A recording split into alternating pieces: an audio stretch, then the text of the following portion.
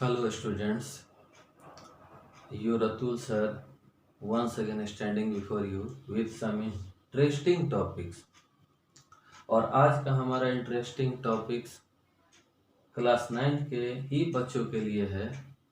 पिछले वीडियो में भी हम क्लास 9 के बच्चों को पार्ट 1 पढ़ाए थे। आज हमारा ये वीडियो पार्ट 2 है।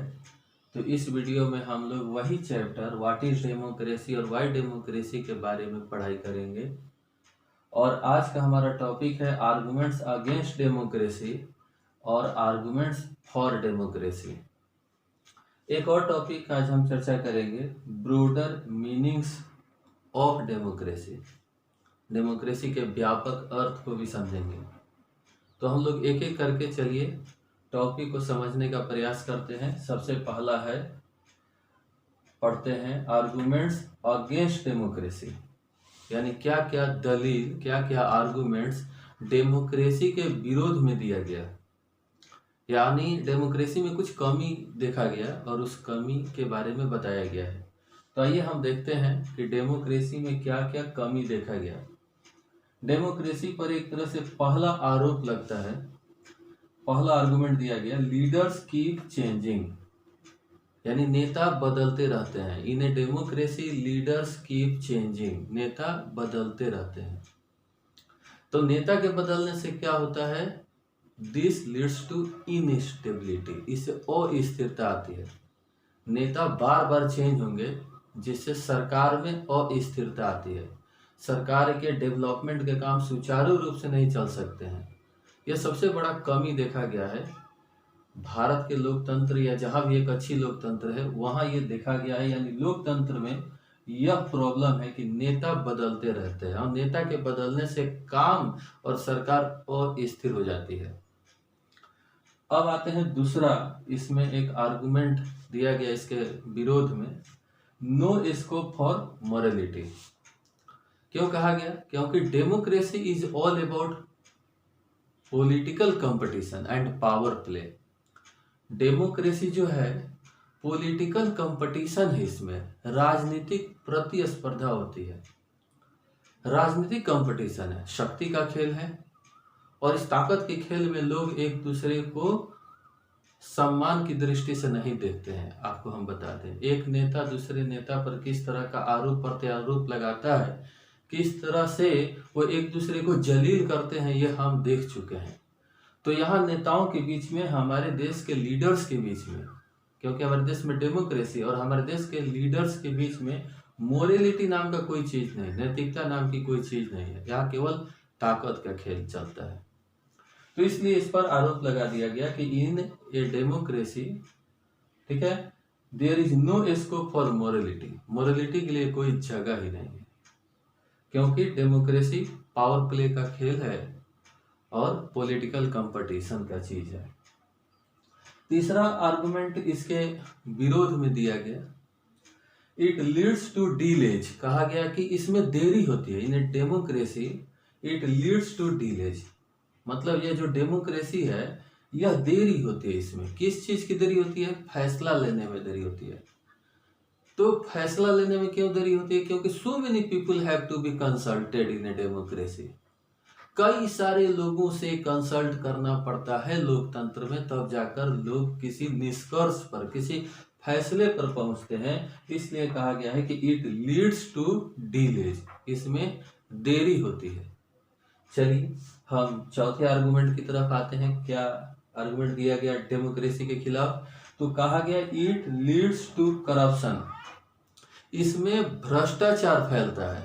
अब भ्रष्टाचार क्यों फैलता है, क्योंकि ये जो लीडर्स हैं ये इलेक्टोरल कंपटीशन के थ्रू आते हैं, because elected leaders come through electoral competition. और इलेक्टोरल कंपटीशन में क्या करते हैं, हर डर्टी ट्रिक्स अपनाते हैं, हर वो गंदे खेल खेलते हैं जिससे कि चुनाव जीत सकें। और जीतने के बाद क्या करते हैं, अब जो जितना पैसा खर्च किए हैं चुनाव में, चुनाव जीतने के लिए जितना पैसा खर्च किए हैं, अब उस पैसे को निकालने का प्रयास करते हैं। तो कैसे निकलेगा, गलत काम करने से, सही तरीके से तो पैसा नहीं आएगा। तो ये लीडर्स जब चुनाव जीत जाते हैं तो ये भ्रष्टाचार फैलाते हैं अपना पैसा वापस पाने के लिए, लोगों को लूटते हैं, लोगों का शोषण करते हैं, लोगों का पैसा लूटते हैं। तो इस तरह से ये सब केवल कंपटीशन के चलते होता है, ऐसा लोग कहते हैं कि चूंकि ये इलेक्टोरल कंपटीशन है और उस चुनावी प्रतियोगिता में लोग हर तरह के डर्टी ट्रिक्स यानी खूब पैसा खर्च करते हैं, पानी की तरह पैसा को बहाते हैं, और जब चुनाव जीत जाते हैं तो फिर उस पैसे को प्राप्त करने के लिए भ्रष्टाचार जैसे रास्ते को अपनाते हैं। तो इससे भ्रष्टाचार फैलता है, ये आरोप लगाया गया है। पांचवा आरोप इस पर लगा है, लीडर्स टेक बैड डिसीजंस। क्यों कहा गया है? क्योंकि लोकतंत्र में चुनाव लड़ने के लिए क्वालिफिकेशन की, एजुकेशन की कोई जरूरत नहीं है। Anybody can stand in the election, कोई भी खड़ा हो सकता है, कोई भी चुनाव में खड़ा हो सकता है। यहाँ क्वालिफिकेशन और एजुकेशन की कोई जरूरत नहीं है, एक इलिटरेट आदमी भी चुनाव जीत सकता है। और ऐसे ही नेता पैसा के बल पर, क्राइम के बल पर चुनाव जीत जाते हैं, ऐसा डेमोक्रेसी में देखा गया है। तो ऐसे इलेक्टेड लीडर्स जो हैं do not know the best interest of the people, ये लोगों के सबसे अच्छे इंटरेस्ट के बारे में भी नहीं जानते हैं, इनको नॉलेज ही नहीं होता है। तो अक्सर often they take bad decisions, ऐसे इलेक्टेड लीडर्स अक्सर बैड डिसीजंस ले लेते हैं। ये बातें कही गई है। तो इस तरह से डेमोक्रेसी के खिलाफ ये 5 आर्गुमेंट्स मैंने आपको बताया, जो कि बहुत इंपॉर्टेंट आर्गुमेंट्स है, आप इसको जरूर याद कर लीजिएगा। अब आते हैं आर्गुमेंट्स फॉर डेमोक्रेसी की तरफ, यानी इतने सारे डिमेरिट होने के बावजूद भी हम कह सकते हैं democracy is better than any other forms of government in the world, कह सकते हैं संसार में जो भी गवर्नमेंट है उसमें सबसे बढ़िया है डेमोक्रेसी। अब क्यों बढ़िया है इसको समझिए। तो सबसे पहला डेमोक्रेसी के पक्ष में क्या आर्गुमेंट दिया गया? मोर अकाउंटेबल फॉर्म ऑफ गवर्नमेंट कहा गया। Democracy is better than any other form of government because it is more accountable form of government. अधिक अकाउंटेबल होती है। अकाउंटेबल मतलब इसको जवाबदेही है, इसकी जिम्मेदारी बढ़ जाती है, रिस्पॉन्सिबिलिटी बढ़ जाती है लोगों के प्रति। क्यों बढ़ जाती है? Because such government is elected by the people, यह लोगों के द्वारा चुनी जाती है। तो जैसे ही लोगों के द्वारा चुनी जाती है तो लोगों के प्रति इसकी जिम्मेदारी, इसकी जवाबदेही बढ़ जाती है। और यह सरकार, यह डेमोक्रेटिक सरकार लोगों के इंटरेस्ट, लोगों के वेलफेयर में इसे काम करना ही पड़ता है, उनके डिमांड को मानना ही पड़ता है, क्योंकि सरकार को मालूम है कि हम कहाँ से आए हैं, हम लोगों के द्वारा चुने गए हैं। तो लोगों के द्वारा चुने गए हैं तो किसके लिए? लोगों के लिए ही चुने गए हैं। तो यह सरकार को अच्छी तरह से मालूम है, इसलिए सरकार वो काम करती है, लोगों के डिमांड, लोगों के इंटरेस्ट, लोगों के वेलफेयर को पूरा करती है, लोगों के वेलफेयर में काम करती है। इसलिए हम कह सकते हैं कि democratic government is more accountable form of government, यह डेमोक्रेसी के पक्ष में बताया गया। अब उसके फेवर में एक और आर्गुमेंट दिया गया है, improve the quality of decision making, यानी डेमोक्रेसी फैसले लेने के क्वालिटी को भी सुधारती है। अब क्यों सुधारती है? इसके पीछे सबसे बड़ा रीजन है कि डेमोक्रेसी में कभी कोई मेजॉरिटी में रहता है और कभी कोई माइनॉरिटी में रहता है। फिर चुनाव का टाइम आता है तो जो माइनॉरिटी में है उसको मौका रहता है मेजॉरिटी में आने का, और जो मेजॉरिटी में रहता है उसको मौका रहता है माइनॉरिटी में जाने का। यह डेमोक्रेसी का सबसे बड़ा ताकत है, सबसे बड़ी ताकत है। तो इस ताकत के बल पर हमारे देश में जब भी फैसला लिया जाता है तो एक अच्छा फैसला लिया जाता है। यहाँ माइनॉरिटी को कभी कमजोर नहीं समझा जाता है। आज बीजेपी मेजॉरिटी में है, तो मेजॉरिटी में है तो इसका मतलब वो जो चाहेगी सो नहीं करेगी। कांग्रेस आज माइनॉरिटी में, हो सकता है कि कांग्रेस कभी मेजॉरिटी में आ जाए, तो फिर बीजेपी के लोगों का क्या हाल होगा। इसलिए यहाँ ध्यान देना होगा कि आप जब भी डिसीजन लीजिए तो बढ़िया डिसीजन लीजिए, किसी को कमजोर मत समझिए। यह एक ऐसा लोकतंत्र है, लोकतंत्र में नो वन इज वीकर, कोई कमजोर नहीं होता किसी से। समय समय का बात होता है, कभी कोई पावर में, कोई पावर से बाहर, फिर जो पावर से बाहर था वो पावर में आ जाता है, तो कोई कमजोर नहीं है। कभी कोई मेजॉरिटी में, कभी कोई माइनॉरिटी में, ये चलते रहता है। तो इसलिए सब लोग मिलकर डेमोक्रेसी में फैसला लेते हैं, जिससे कि उसका क्वालिटी सुधरता है।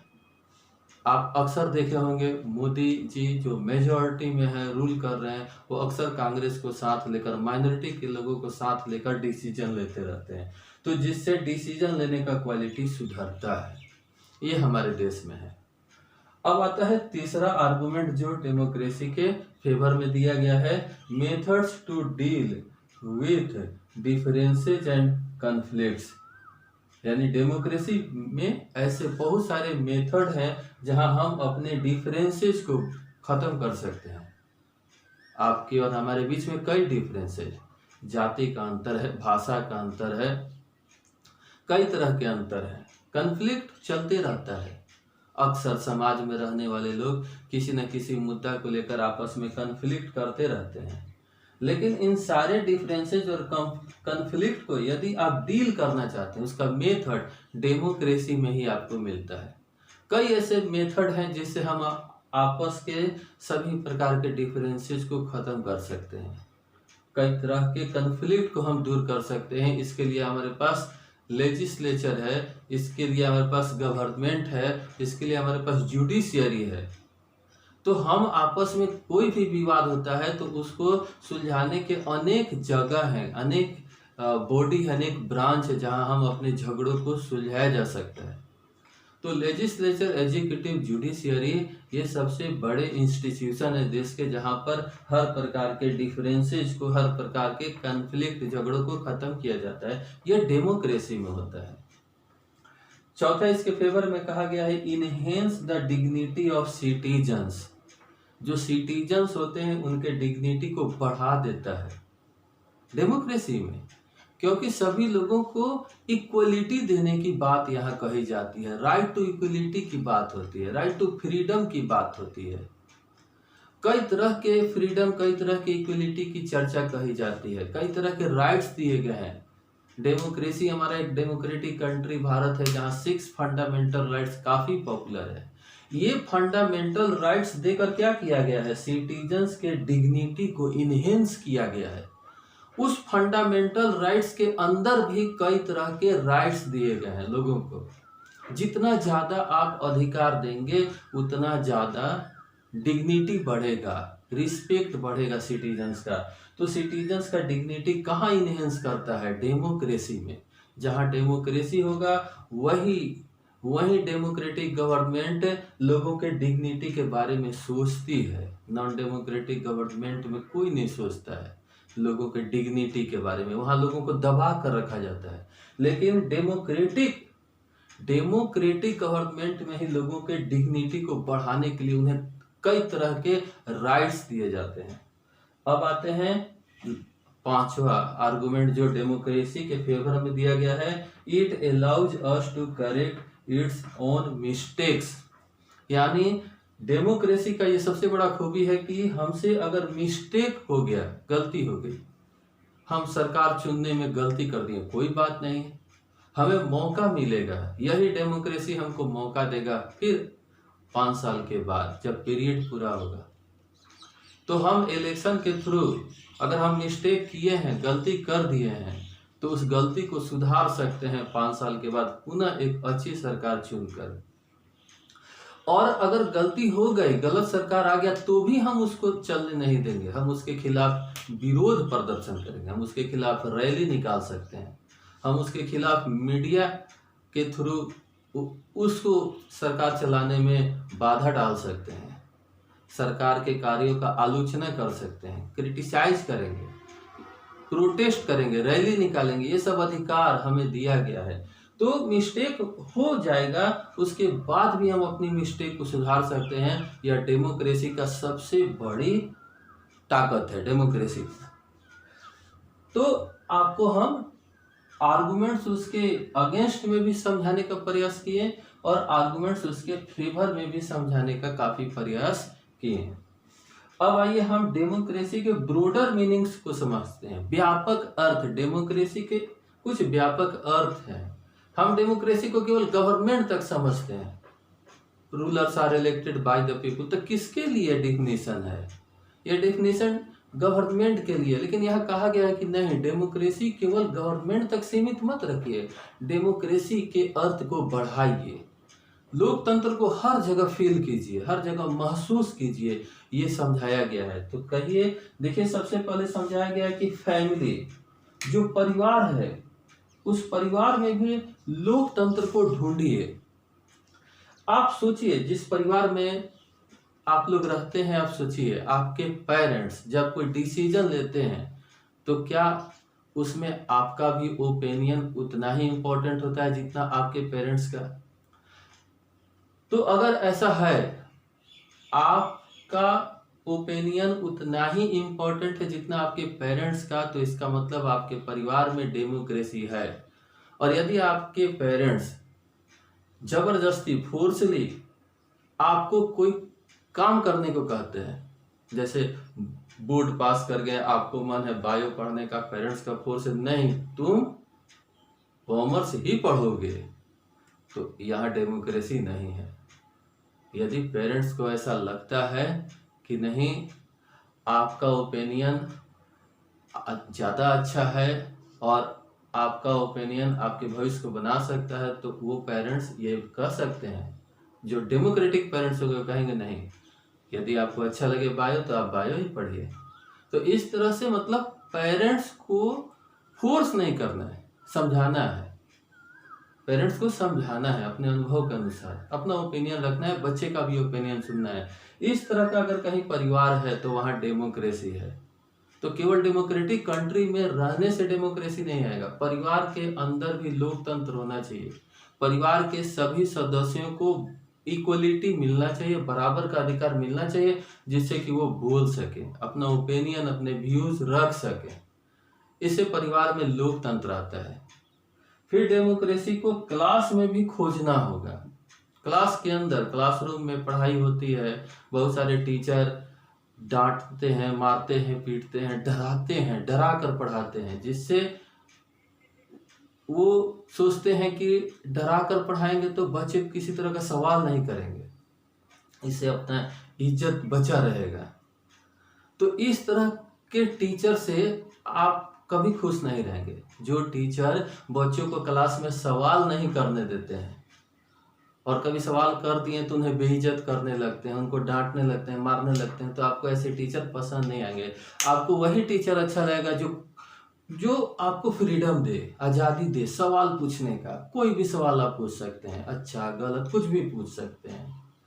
तो इस तरह का एटमॉस्फेयर, इस तरह का एनवायरनमेंट आपको चाहिए क्लासरूम के अंदर, जहां बच्चों को आज़ादी हो, डेमोक्रेसी फील हो, लोकतंत्र फील हो। तो लोकतंत्र क्लास में भी चाहिए। ये डेमोक्रेसी का व्यापक अर्थ है। पॉलिटिकल पार्टी आप देखे होंगे, पॉलिटिकल पार्टी के अंदर तानाशाही चलता है बहुत सारे लोगों का। कुछ टॉप लीडर होते हैं जो चाहते हैं सो फैसला लेते हैं, और वहाँ के कुछ कॉमन जो मेंबर्स होते हैं उस पार्टी के, वो अपने टॉप लीडर के विरोध में नहीं बोल पाते हैं। उन्हें ऐसा लगता है कि इनके खिलाफ, इनके विरोध में अगर कुछ कह देंगे तो ये हमें पार्टी से तुरंत आउट कर देंगे, बाहर कर देंगे। तो बहुत सारे मेंबर्स जो पॉलिटिकल पार्टी के अंदर रहते हैं डरे रहते हैं अपने टॉप लीडर से। तो ऐसा कई बार आप देखे हैं कि पॉलिटिकल पार्टी के अंदर भी डेमोक्रेसी नहीं है। तो यहाँ बात कही गई है नहीं, पॉलिटिकल पार्टी के अंदर भी डेमोक्रेसी होना चाहिए। अब बताइए, यही पॉलिटिकल पार्टी हमें एक डेमोक्रेटिक गुड गवर्नमेंट देने की बात कहती है, ठीक है, गुड डेमोक्रेसी देने की बात करती है, और उसके पार्टी के अंदर ही डेमोक्रेसी नहीं है। तो जिस पॉलिटिकल पार्टी के अंदर डेमोक्रेसी नहीं है, गुड डेमोक्रेसी नहीं, वो हमें क्या गुड डेमोक्रेसी देगी? तो हमें ये जरूर देखना होगा कि किस पार्टी के अंदर डेमोक्रेसी है और किस पार्टी के अंदर डेमोक्रेसी नहीं है, जिससे कि हम अच्छे एक पार्टी को सरकार में ला सकें। अब आती है इंस्टीट्यूशन। हमारे देश में कई ऐसे इंस्टीट्यूशन है, एजुकेशनल इंस्टीट्यूशन, जैसे मॉडल स्कूल को ही ले सकते हैं कि कोई भी स्कूल एक इंस्टीट्यूशन है। एजुकेशनल इंस्टीट्यूशन है, वहाँ पढ़ाई होती है। उस इंस्टीट्यूशन के अंदर भी डेमोक्रेसी होना चाहिए। ये नहीं कि वहाँ काम करने वाले स्टाफ, टीचर्स, स्टूडेंट्स सब डरे हुए हैं स्कूल ऑथोरिटीज के लोगों से कि पता नहीं कब किसके साथ क्या हो जाए। कोई राइट्स नहीं है, किसी तरह का फ्रीडम नहीं है उस इंस्टीट्यूशन में, तो आपको गुलामी महसूस होगा। और इस तरह के संस्था में कभी आप काम करना पसंद नहीं करेंगे। तो इंस्टीट्यूशन में भी लोकतंत्र चाहिए। डेमोक्रेसी को बढ़ाइए, हर जगह बढ़ाइए, हर जगह लोकतंत्र को खोजिए, चाहे वो फैमिली हो, चाहे क्लास में हो, पॉलिटिकल पार्टीज हो, इंस्टीट्यूशन हो, हर जगह आपको डेमोक्रेसी ढूंढना होगा, डेमोक्रेसी खोजना होगा, तो जाकर डेमोक्रेसी का अर्थ व्यापक होगा, बढ़ेगा। गांधी जी ने तो यहाँ तक कहा था कि सच्ची लोकतंत्र तभी हमारे देश में आएगी जब तक हमारे देश में एक भी व्यक्ति भूखा नहीं सोएगा। No one goes hungry to bed, मतलब कोई भी आदमी को भूखा नहीं सोना होगा। अगर इस तरह की व्यवस्था अगर आती है तब गांधी जी ने कहा था कि सच्ची लोकतंत्र देश में आएगी। ये बहुत बहुत ही बड़ा प्रिंसिपल है, बहुत बड़ा सिद्धांत है गांधी जी का। अब ऐसे अगर लोकतंत्र को ढूंढा जाएगा तो लगेगा कि दुनिया के किसी भी देश में डेमोक्रेसी नहीं है। तो इससे क्या हम डर जाएं? नहीं, डेमोक्रेसी का कहीं अंत ही नहीं। आपको बता दें, इसको आप बेटर से बेटर कर सकते हैं, अधिक अच्छा से अधिक अच्छा कर सकते हैं। यही डेमोक्रेसी का सबसे बड़ा क्वालिटी है। इसका कहीं लिमिट नहीं है, असीमित है। आप लोकतंत्र को बढ़ाते जाइए, जितना ज़्यादा बढ़ाएंगे उतना ही ज़्यादा लोकतंत्र आपका मजबूत होगा। यही सबसे बड़ा इसका क्वालिटी है। तो इस तरह से हम कह सकते हैं कि democracy is better than any other form of government available in this world. जो भी देश संसार में आज तक सरकार अवेलेबल है उसमें डेमोक्रेसी सबसे बढ़िया सरकार देती है। तो डेमोक्रेटिक गवर्नमेंट से अच्छी सरकार कोई नहीं है। तो बहुत सारे उसमें डिमेरिट्स हैं, हम भी मानते हैं, लेकिन इन सारे डिमेरिट्स के बावजूद भी उसमें ऐसे ऐसे मेरिट्स हैं जिससे हमें लोकतंत्र को अपनाना चाहिए, लोकतंत्र का पालन करना चाहिए, और लोकतंत्र में जहां भी मौका मिले हमें हिस्सा लेना चाहिए। जितना ज़्यादा हमारा पार्टिसिपेशन होगा लोकतंत्र में उतना ज़्यादा लोकतंत्र मजबूत होगा। तो आइए हम और आप प्रॉमिस करते हैं कि हम अपने देश के लोकतंत्र को मजबूत करेंगे, और जितना ज़्यादा होगा हम इसमें पार्टिसिपेट करेंगे, इससे भागेंगे नहीं। पॉलिटिक्स से भागना नहीं है, पॉलिटिक्स को समझना है। राजनीति एक गंदा खेल है, इस गंदे खेल को सुंदर खेल बनाना है, और इसमें सुंदर सुंदर लोग आएंगे तभी यह एक गंदा खेल से सुंदर खेल बनेगा। इसमें जब अच्छे लोग आएंगे तो ऑटोमेटिक बुरे लोग आउट हो जाएंगे, बाहर चले जाएंगे। तो कभी भी राजनीति से भागिए मत। जितना ज़्यादा अच्छे लोग राजनीति से भागेंगे, डेमोक्रेसी से भागेंगे, उतना ही ज़्यादा गंदे लोग डेमोक्रेसी में आएंगे। तो डेमोक्रेसी से गंदे लोगों को, बैड एलिमेंट्स को भगाने का सबसे अच्छा तरीका है गुड एलिमेंट्स को अंदर लाना है, पॉलिटिक्स में अंदर लाना है। तो मेरा आप लोगों से यह रिक्वेस्ट है, आप कभी भी अपने देश के पॉलिटिक्स को गलत मत समझिए। हम और आप जैसे अच्छे लोग ही इसे बढ़िया कर सकते हैं। तो उम्मीद है ये चैप्टर आप लोगों को अच्छी तरह से समझ में आ गई होगी। तो ये चैप्टर कंप्लीट हुआ आपका। आप किताब को लाइन बाय लाइन पढ़िए, सेल्फ स्टडी कीजिए, जिससे आपको ये चैप्टर और ज़्यादा क्लियर हो। और इसके बाद हम आप लोगों को